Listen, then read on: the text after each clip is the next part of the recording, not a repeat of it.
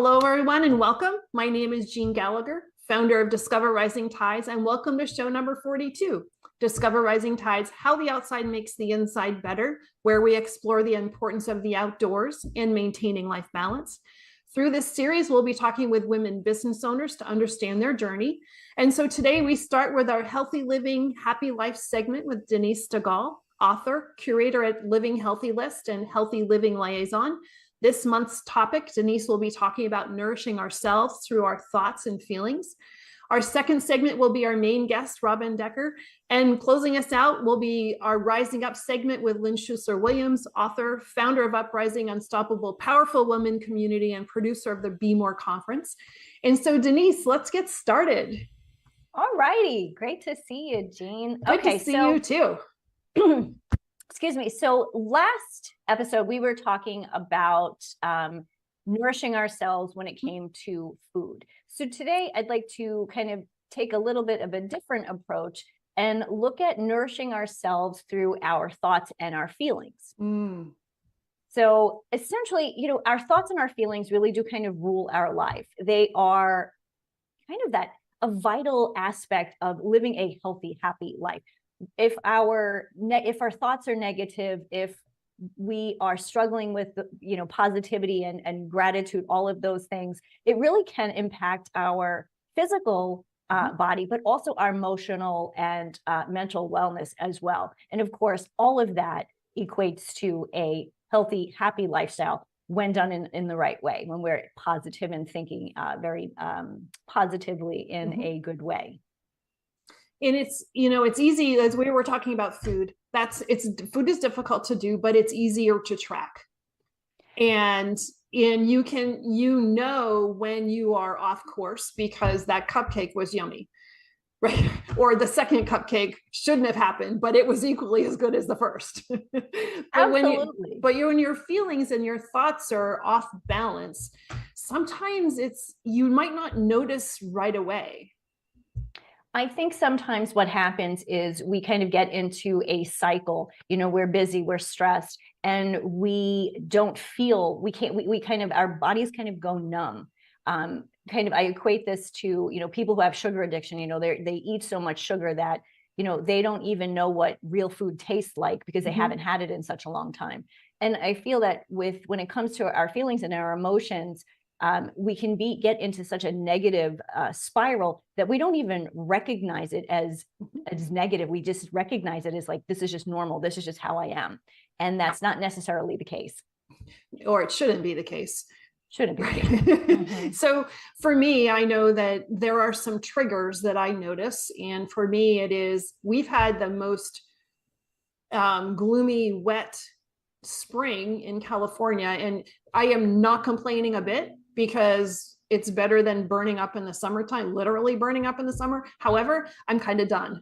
But I also notice that my ability to maintain a more balanced thought process is less because I might not be outside so much, but I have to be careful to I had to figure out what are my triggers, how can I notice that spiral? And it's not easy to figure that out.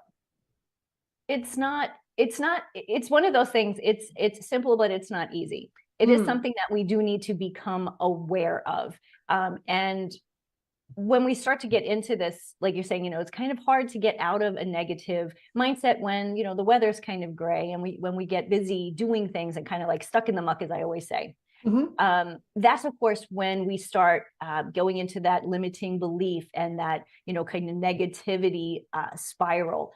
Negative self-talk, all of those things that just kind of keep piling on and on. And that's where I believe that we need to step back, because it is hard to recognize, but you do at some point go, okay, this isn't quite me. This isn't how I usually am.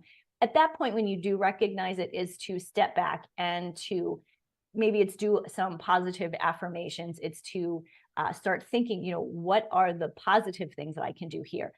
Visualization, affirmations. One of the things that I work with my clients, interestingly enough, is positive intelligence and mental fitness, which Robin is going to talk about a little bit later. And essentially, what it is, it's just these, like I said, it's simple, not always easy, but it's just a simple reframing of our thought process. Can't do anything about the weather, right? So what is the reframe that you can kind of think instead?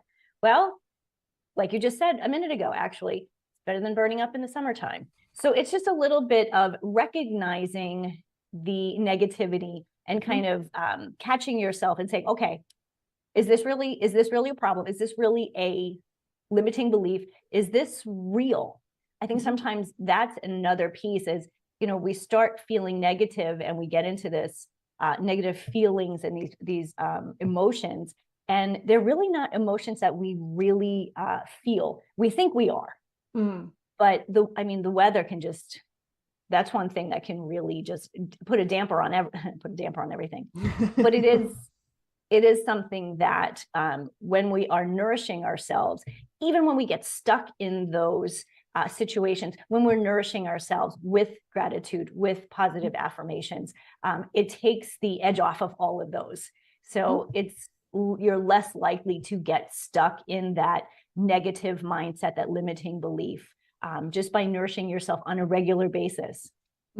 I like the word reframe or reframing, the verb, because I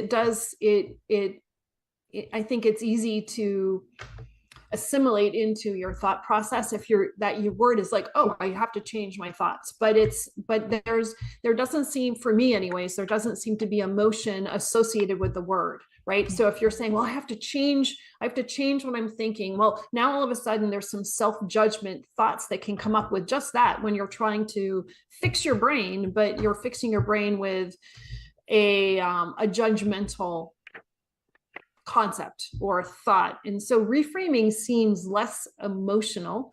And for me, sometimes it is, I realize that I have set some undue expectations. And then I'm not meeting those undue expectations. Like, oh, I'm going to go outside on Thursday. Well, if I am, then I need to be in the right mindset that it's going to take a raincoat and some boots, but I can still go outside. But in my head, I'm like, oh, it's sunny. And then it's not sunny. And then all of a sudden the day is shot because you had those expectations of whatever that thing was that's not coming to fruition. Absolutely. And the reframing, it really does help to make every day, every minute of every day, a more joyful one, a more positive one. And that's what's nourishing. And I would agree, looking at what the weather is, I'm a big fan of, okay, what's the weather going to do this week? And actually kind of picking the days that I know I can be outside. It's 15 degrees out there today. I'm not going outside. But I know by the weekend it's going to be warmer. So I think that's another one of those things that I think is really important is to plan ahead. Planning certain things really does help your your emotions. Like, oh, okay, well today, no, I can't get outside today. Darn, I even had my fireplace on. But hey, it's going to be in the 40s on Saturday. And so that's a great way to, kind of nourish yourself and say, okay, so that's not going to happen today, but it's going to happen in 3 days from now. Correct. So just again, the reframing and always thinking, what is that positive flip that you can make? And what can I take care of today so I don't have to worry about it on the day that I'm going to do these fun things? So now all of a sudden you put yourself into purpose. So can we talk a little bit about gratitude? Because everybody talks about, have gratitude thoughts and all of this. I think it's damn hard. Is that okay to say? It's really hard. Absolutely, especially when you're kind of in the middle of something and you're like in the middle of a negative situation, whether it's, arguing with your family or, you're at work and somebody's driving you crazy and you're just like, what am I grateful for here? What is the gratefulness here? So I do get that, it can be hard in the moment, but again, that's a little bit of a reframe. That's true. In that situation too. But what I have found the most helpful for me and for many of my clients is actually writing it down. At first, when somebody first said to me, oh, you should have a gratitude journal, I thought, oh gosh, this is so hokey. And then a friend of mine. No wonder we're friends. But it sounded like, oh, okay, this is a little I had the same thought. and this is a handful of years ago. And I have a friend who who actually has a gratitude journal. And so he sent it to me, and it's one of the simplest things that I started every morning when I get up and before I actually get out of bed. I just, for 5 minutes, just think about what I'm grateful for.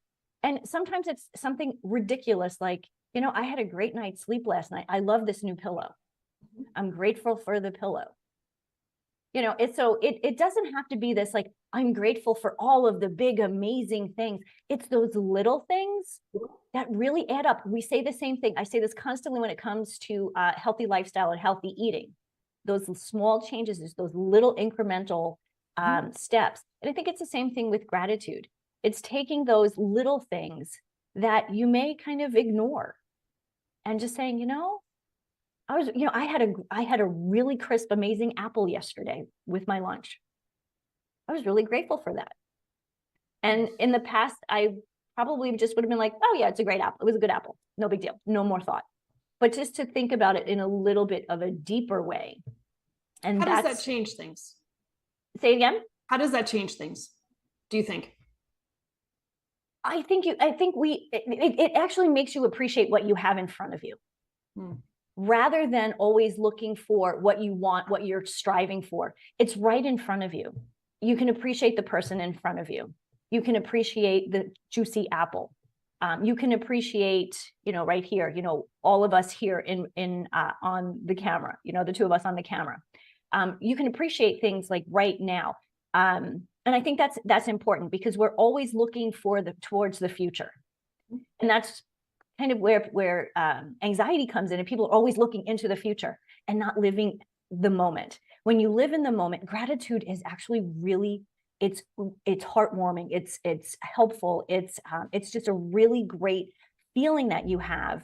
And I think for most people, because we're living in the future, some in the past, which is not a good thing, but we're always looking in the future. And so those little things don't matter so much, and they should.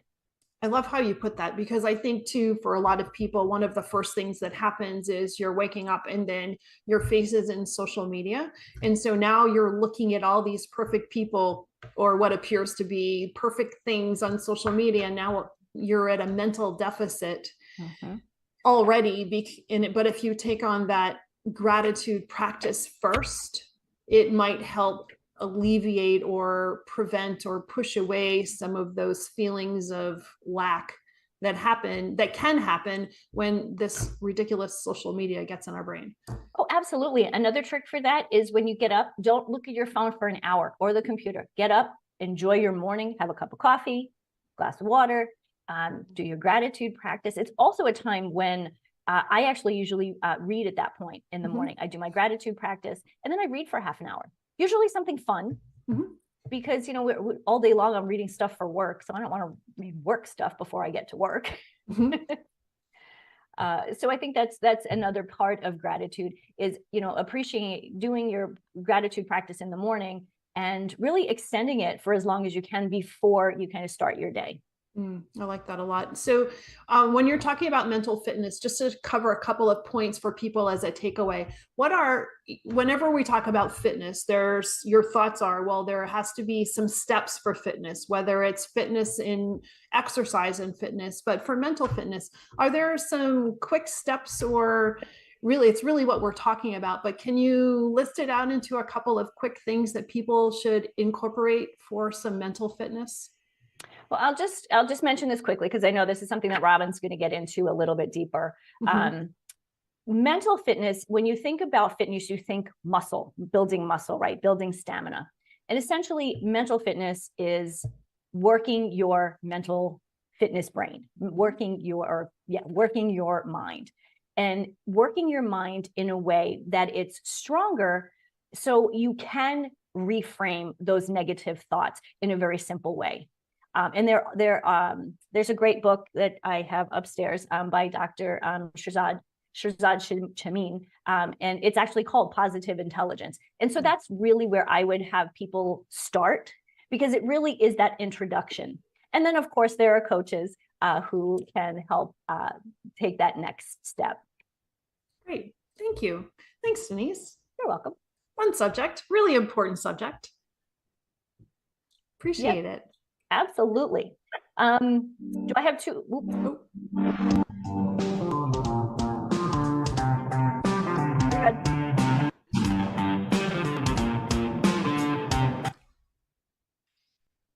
So before we head out, let's talk about where, just as a reminder, where people can find you. And I think you have one other thought as well. Yes, thank you. Yes, you're welcome. So I just wanted to add one last thought. We're talking about nourishing. How do we nourish ourselves? And obviously here at Discovering Rising Tides, we always want to talk about the outside and the inside. Mm-hmm. And so when it comes to nourishing ourselves, being out in nature is essential for health, happiness, and true joy. And so I just want to make sure that people understand that how important that piece is. Just being outside, getting out in nature, walking on the grass. Like, when was the last time you kicked off your shoes and walked on the grass? And the energy that the earth has is replenishing, is nurturing to us. And so when we want to really take care of ourselves, being out in nature is one of the best ways that we can do that. So I wanted to just mention that, of course. Definitely. Yeah, it is. And it makes such a difference. Being outside without your shoes on is really, really important. So, and how can people get in touch with me? You can find me pretty much everywhere on social media, LinkedIn, Facebook, Instagram, under Living Healthy List. And my website is livinghealthylist.com, and you can find me there. All of that information is on the website, how to connect with me through my email and all that stuff. Fun stuff too. Great. Thank you so much. Thanks, Jean.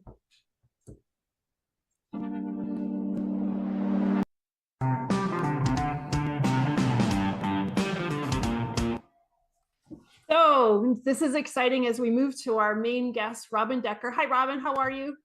Hi, Jean. I'm good. How are you? Great. Thank you for being here. I'm very excited about this. And so before you start, let me just read your bio quickly, and then we'll get going. So Robin is a high frequency coach for moms. She's been a seeker of truth, wisdom, and expansion in her whole life. She used to be that stressed out, anxious, tired mom who struggled every day. And after years of doing personal growth and being coached, she's excited to pay it forward. And as a coach, she gets to help moms rewrite their story by letting go of their story. And I really needed to talk to you a few years ago, like a lot of years ago. I think I said that to one of our previous guests, Elise. I have to make sure that you and Elise get connected. Elise is a coach of teenagers and moms. And so we'll connect you too, because networking is the bomb. But so let's talk. So tell me a little bit about let's talk about the stressed out mom and your transition to, lead by example and start to help others. Absolutely.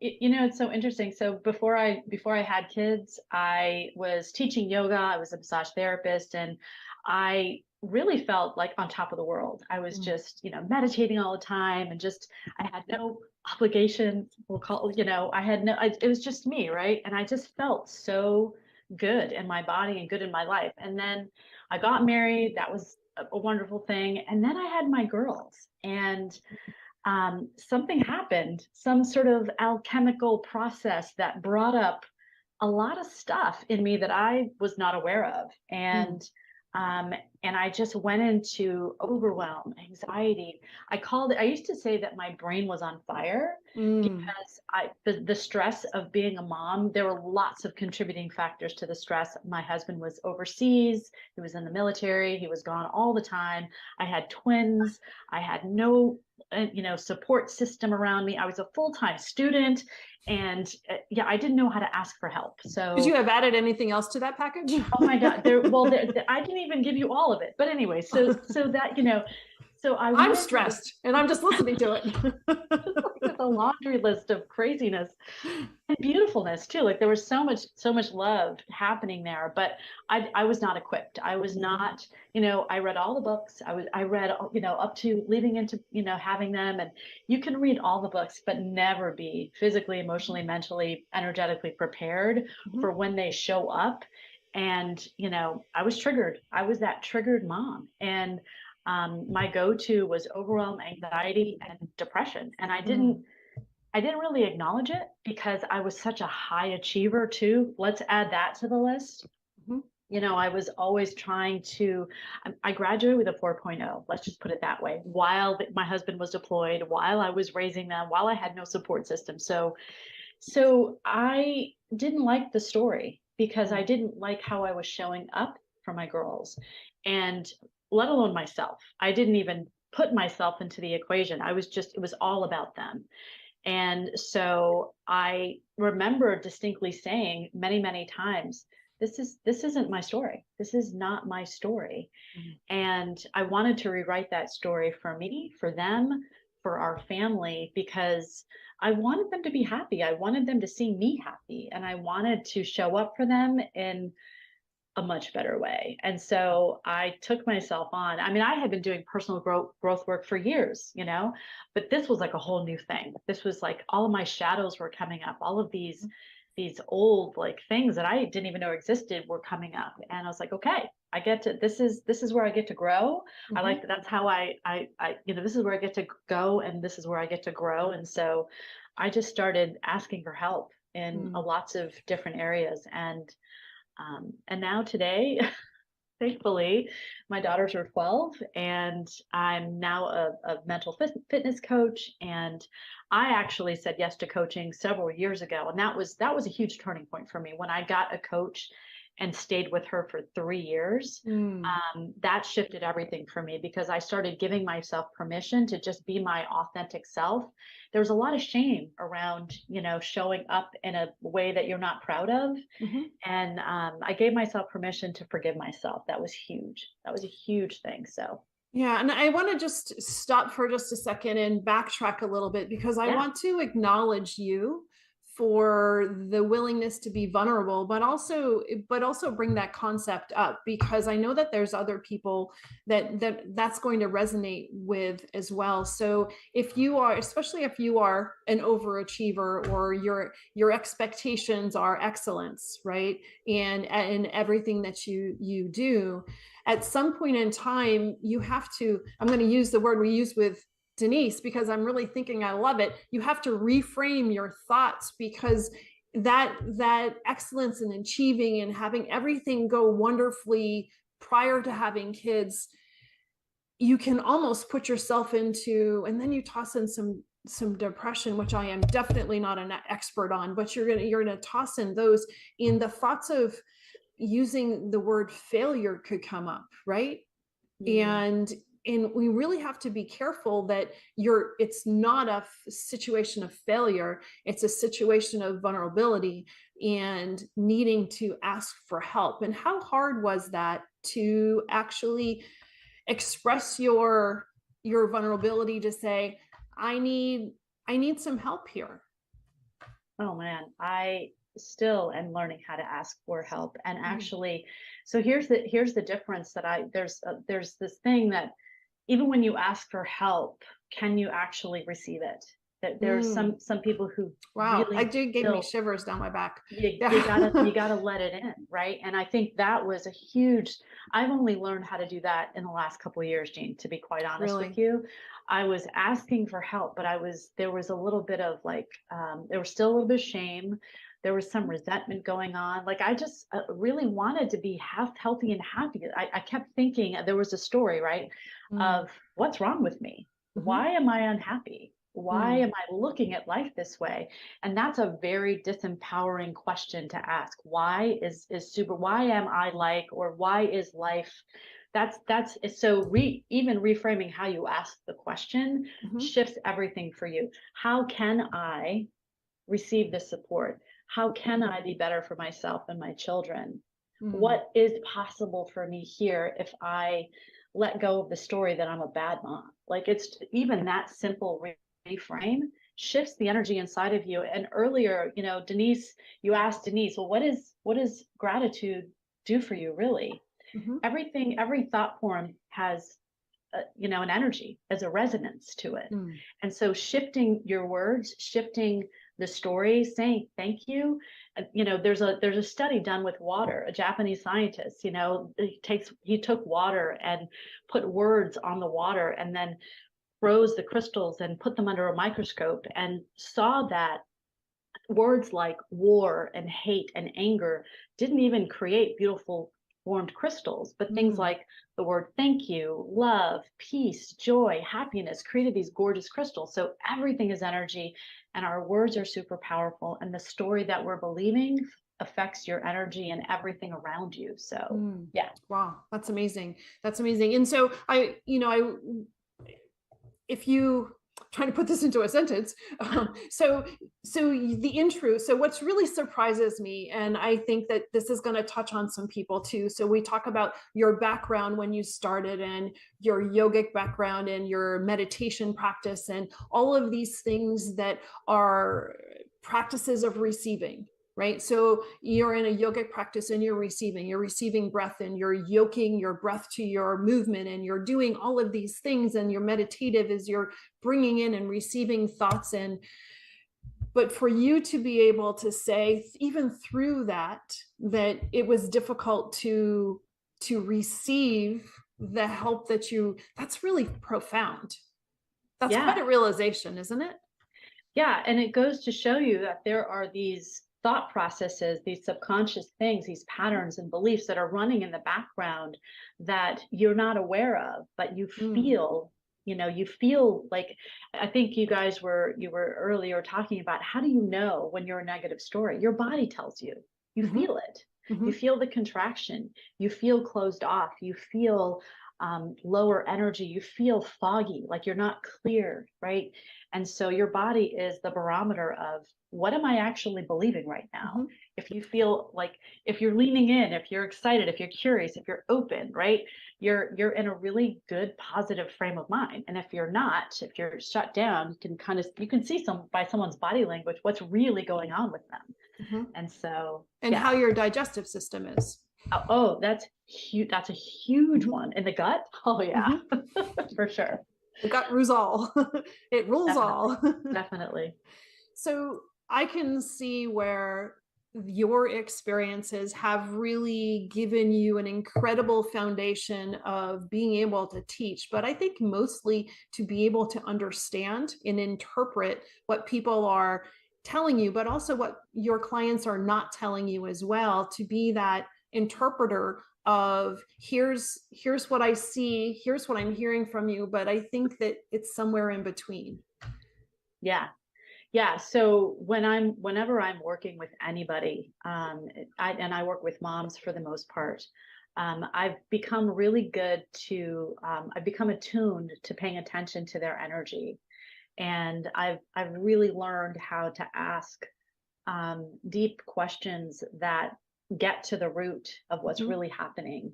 And oftentimes, probably most of the time in most sessions, I will hear a mom say to me, how did you know to ask that question? It's just because me too. Like I've been there, I've felt it. Not exactly the same story, but we have these similar patterns in this motherhood journey. And I get it, because it matters to me, and I love uncovering the hidden. I've always been curious to understand how we work as human beings, how the connection works in relationships, what's going on in our mind, and what's operating behind the scenes, and like really bringing it out into the light. And once you see it, once you can actually, claim it, and I think that's important, we get to claim all of it.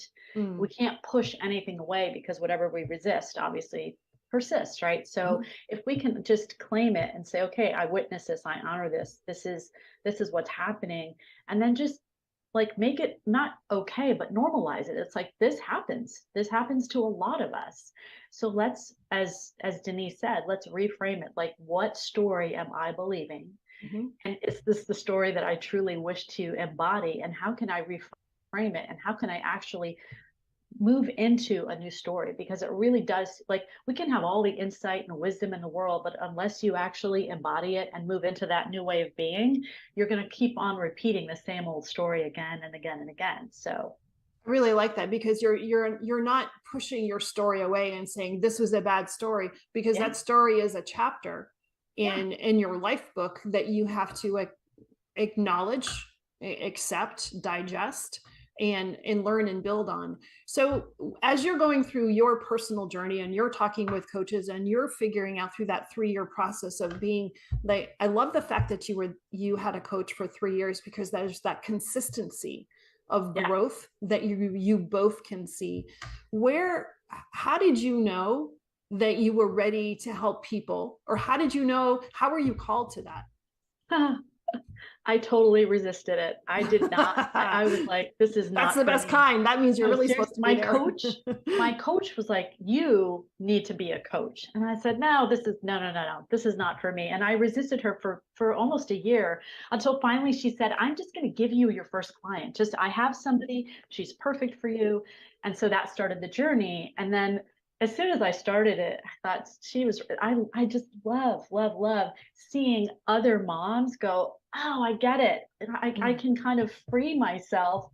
I don't have to beat myself up for being an imperfect human. I'm just a human being doing the best that I can. I know my heart. I know what I desire.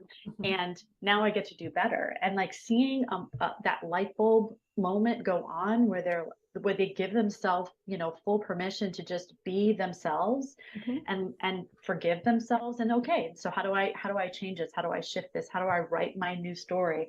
Because I'm ready to let go of the old one. It just doesn't fit anymore. It's like, you're wearing a suit and it just doesn't fit anymore. It's like, thank you, suit. I appreciate you. I need a new suit. I love that. That's a great analogy. That is a really great analogy, because it served you, and now your fashion has changed. Whatever's changed, it's time for the new clothing. It's time for the new way of being. It's time to step into a new mindset. Energetically, you're different. Everything, we're always changing. But unless we really embody it on all of our levels, because we have to be aligned, on the physical, mental, emotional, spiritual, inner and outer. And that's like, inner alignment with outer alignment. That's also really important to embody. And once you get that alignment and you really just honor who you're becoming, it becomes much more much easier. And there's lots of different tools, lots of different things you can do to get that embodiment piece. And the positive intelligence mindset, mental fitness coaching is a game changer for a lot of people. It really shifted how I coach myself, how I'm showing up as a mom. I mean, it's a beautiful, beautiful operating system that is so simple and so easily accessible. When people go through the coaching program, it's like the foundational program is like 6 weeks. It's a game changer. It changes everything. I want to talk about that more in depth, but I want to go back and ask a question. You used a term, and I think it needs a little bit deeper dive. So you said disempowering. Can we talk about that for just a second? Because I think that needs to be broken out a little bit. So because there's maybe some truths that people can recognize, or talk about it, please. Okay, so so I brought it up in the context of the questions that we ask. When we are stuck in a story that is triggering to us, right? I'll bring up my kids. When I'm in a story around my kids and how they're doing in school, for instance, okay, they're not necessarily doing really well, or something's happening, and I'm in a story of, well, why is my daughter not applying herself? Or because I know what her potential is. I know she's intelligent, right? Why is she, not showing up in that way? That's not an empowering question for me as a mom or for her. So I went to her and said, why are you not, X, Y, or Z? that she'd get that deer in the headlights look. It's not an empowering way to open up a conversation and to have a shift happen. So we lose power, right? Both of us actually lose power energetically. Our connection weakens. Mm. It just all around leaks energy, right? It's an energy leaking kind of question or way of being. So when you shift the language and you shift to a more empowering question, like, honey, I see that, your grades are a certain way. What I want to know is, is something going on with you?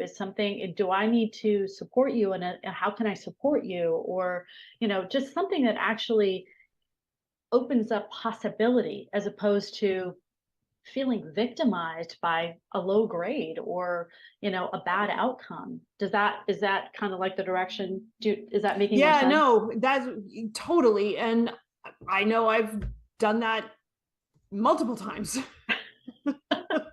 And it's easy to do. That's your first reflex, but I didn't realize that how disempowering that was, not only to the child, but to yourself as well. Yeah. And so can you say again a better way to frame that? I know you just did, but I just want to emphasize that again. So what's a better way to frame that type of a question?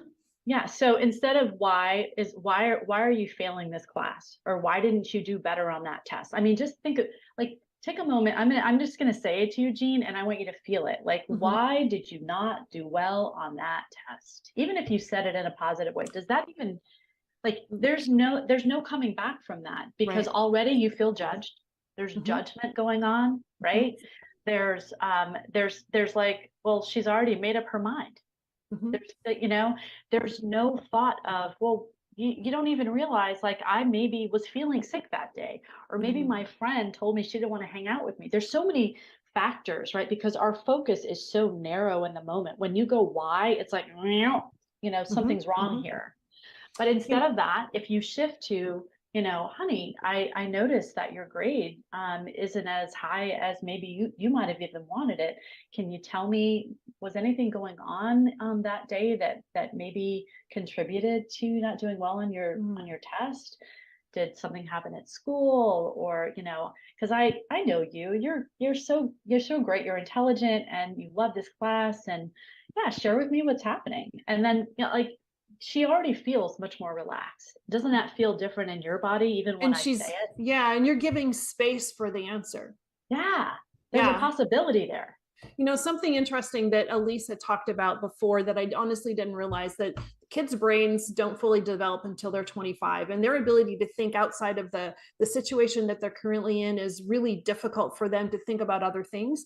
But what made me, when you were giving that example, I'm actually thinking that the adult is in that mindset, because all the adult is focusing on is that particular thing and not thinking about everything else that can be going on. So almost like we've got this kid's mindset about, you didn't do well on this test, you didn't do well in school today, but not allowing space for conversation for those other things. Yeah. And I mean, think about it, all she's hearing is, all my mom cares about is the result, not me. Yeah, that's interesting. Yeah. Thank you for this. This is a really important conversation for people to hear. And so going back to the coaching part, what made you raise your hand to say, I need help? Or what do you hear from the clients that you're helping that says, this is when, are you feeling this? Maybe you need to talk to somebody. Well, I like I'm gonna speak to your first question. What made me reach out and ask for help? I was basically kind of at a point, Jean, where I was feeling pretty down about myself, and the depression had definitely taken over. I was eating very poorly. I was actually drinking. I don't actually drink very much anymore, hardly at all. I was drinking every single day by myself, bad sign. And I was in this story of, I'm doing harm to my kids, and there's no coming back. I was in a really dark place. And my coach reached out to me. She and I were in a conscious parenting group together. She reached out to me, and I can't exactly remember what she said, but I needed that lifeline. I needed to be seen, and I needed somebody to offer that help because I didn't know how to give it to myself.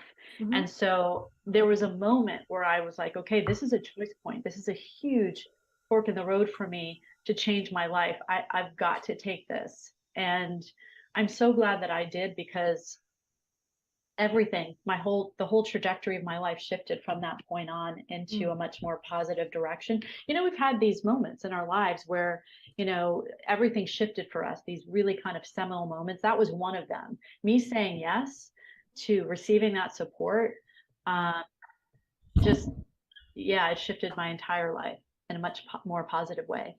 And the bravery around making that decision is important to acknowledge. For sure. Thank you. Thank you Yeah. so much.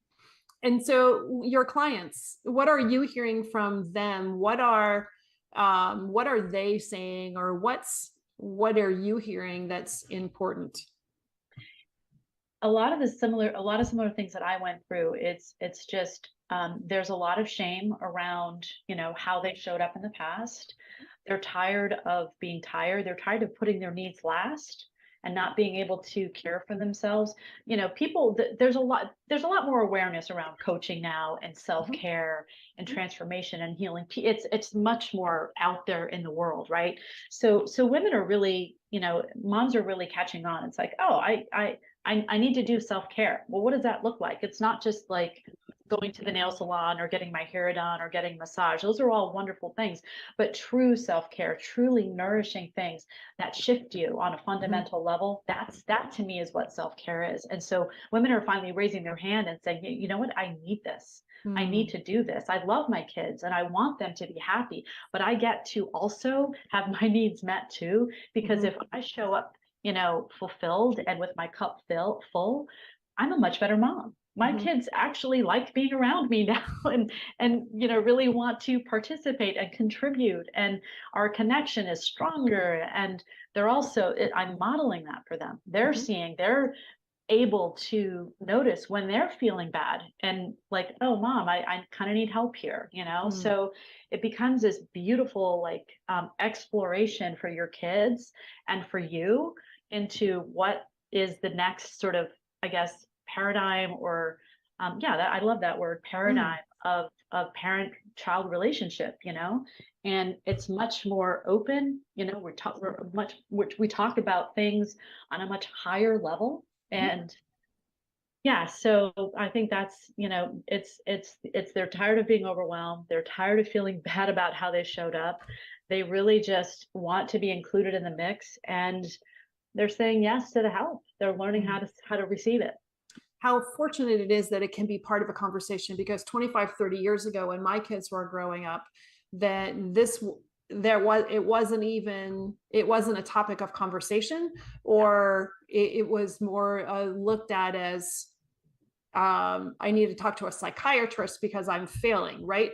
So now we're breaking it down to something that's more comfortable and more accepted. It's accessible. Yeah, for sure. That's a good word, accessible too. But it's also okay. Yeah. That's the most important part, that it's okay, that you don't have to feel shame about saying, I'm asking for help, or I need to talk with somebody. It's you can be proud of it and honor that within yourself. Absolutely. And your family. So let's talk a little bit, go back to the mindset part. I keep switching our conversations because I don't want to miss anything. And so let's talk about the mindset process and walk us through that and why that's important. Yeah. So I've been doing mindset work for years, but I really love positive intelligence because of the simplicity of it, the accessibility of it. So it really the positive intelligence is based on being able to build up your mental muscle of self-command, of noticing when you're triggered in the moment, being able to pause and not go into your normal patterned ways of reacting, and really building up the part of your brain that is aligned with compassion, creativity, joy, connection, all of the parts of your brain that are really Shirzad, who is the author of Positive Intelligence, he calls it the sage mind. I like to call it my Jedi mind, because I grew up in the age of Star Wars. So it's my Jedi mind of, I can see Princess Leia and Luke, and just like getting to that calm, still place where you have access to infinite possibilities on how we can create a beautiful way forward, instead of disconnection and going to the part of your brain that is survival mode.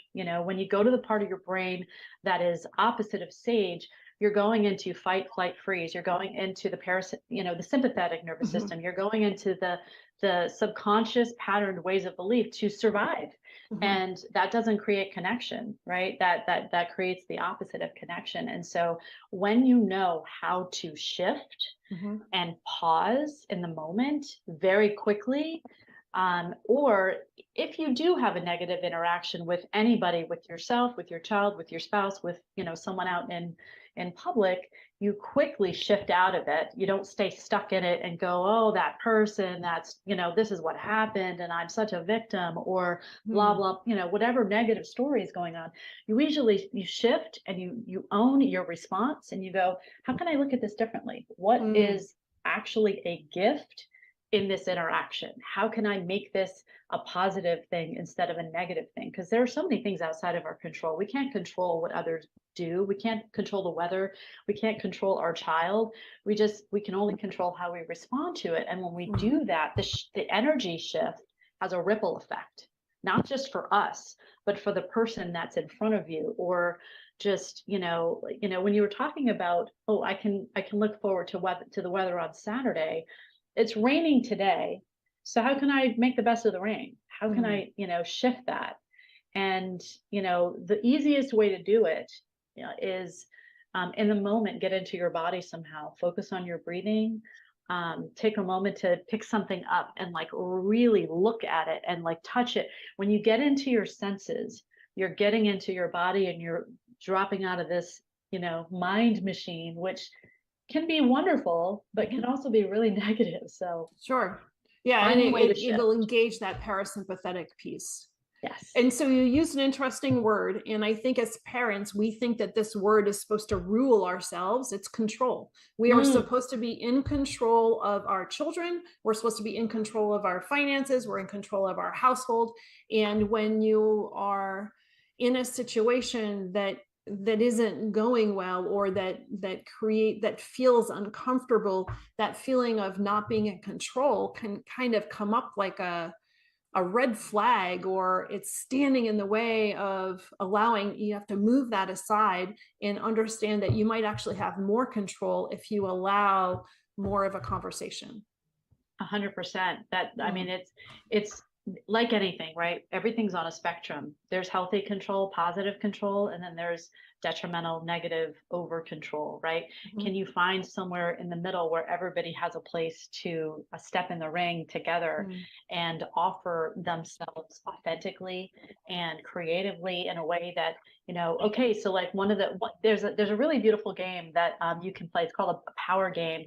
So if you guys cannot come together on an idea, say your child wants something, but you're not 100% aligned with that, right? So instead of just shutting your child down and say, no, that's not going to work for me, you kind of say, what I like about that is this, and then you shift and you add something that maybe they can consider adding to, and then they go, well, yeah, okay, what I like about this is this, and so you get to that place where you're playing a creative game of how can we come together instead of just butting heads and say, I'm stuck on this position, I'm stuck on this position, and like we're just going to sit over here and cross our arms, and we all know the scene with our kid, right? And so can you instead of controlling the outcome, be open to their ideas and then just invite them into it. Keep inviting them in. And then they're going to invite you in more and more too. And then you're also teaching them how conversations can help satisfy or rectify a difficult situation. Definitely. And so let's shift a little bit here and let's talk about the outdoors, and how does that come into play for you through your process of going through the struggles and the growth that happened for you, and how does that incorporate with your clients? Oh God, I was wondering when we're going to get to this. I know we were so stuck. There was so much going on. We need like 4 hours. I'm so sorry. Yeah, I know. No, I'm really good. This is phenomenal. So yeah. So being outside for me is medicine. You and I talked a little bit about this. I love the water. I've been, it's interesting. I am not a water sign, and I don't necessarily go by signs, but for the last 3 years, since the beginning of, everything crazy hitting the fan on the world stage, I've been listening to the water. And I know that sounds a little weird, but for some reason I felt this call and inside of me to pay attention to the water. So water has consciousness. And, as human beings, our physical beings are a lot of it is water. Our blood is like over 90% water. Our bodies are over 70% water. And it just kept on, speaking to me. And so when I am outside, when I go for a walk, especially on the beach, or by a river, on a hike, there's something that happens to me physiologically that then allows, it's sort of like a domino effect. My body unwinds, and then my mind unwinds, and then my emotions follow. And energetically, I just start to tap into a resource inside of me that is infinite. It's really hard for me to even articulate what happens, because I've been doing this now for so long that it's like I gain access to myself beyond myself. It's the part of me that is connected to the universe, to everything. And so when I go outside and really just let everything go, I am able to access creativity and presence, and health and vitality, like I can't anywhere else. I work from home. I work in front of a computer. This is how I mostly connect with people. And it's sort of, very one-dimensional. When you get outside, you feel things like in a whole new way. And it's very powerful and meaningful and poetic to me. And so I always encourage my clients to go wherever it feels good to go out in nature and just listen to the birds, listen to the wind. It's like a song. It's like a universal song of healing. And when you open yourself up to it, it's pretty magical. So yeah. It is. And the water speaks to me as well too. That's part of what's important. And so I'm away from a lot of the water, but I depend upon the trees and the mountains. And it is just the fact of being outside. But I love how you articulated the importance of that, because you have to hit the reset button, and you have to really it helps put things into perspective. Yeah. Well, the other thing too is, and Denise said this, the earth is very nurturing. It's also a really willing participant to offload all of your stuff into the earth. Because if you think about it, right, when, if you go through the cycle of life from birth to death, when our bodies, go and they get recycled into the earth, it's repurposed. Like energy is just, is so available to us. When you plant your feet on the ground, it's powerful. Like if you really tune in and feel it, you can almost hear the earth saying, yeah, I got you. It's this give and take, relationship. And I love the earth too. I'm a huge proponent of really connecting to the nature inside of you, because nature is inside of us. We are that. We are all that. But our mind and our story gets in the way. We think we're just our identity and our, all of this, and that's almost like the least of who we are. It's infinite. Our nature is super infinite, and when you tap into it, life becomes much more available to you to support you and move you in the directions that you really desire to go. So it's powerful. I love that. That's a great place to put a pin in that. That's just a great statement. So how can people find you? So I'm on social media. I'm on Facebook and Instagram. You can find me at Robin Gonzalez Decker, but also robindeckercoach.com is the website. And you can also find all my social media stuff on my website. So yeah, thank you. Thank you, Robin. This has been a phenomenal conversation. Yay. And I really appreciate this. And, you know, we should probably get back together and dive more into some of these other areas. I know that it can be helpful for other people. So in the future, we'll circle back and take another look too. But thank you so much for your time today. Thank you.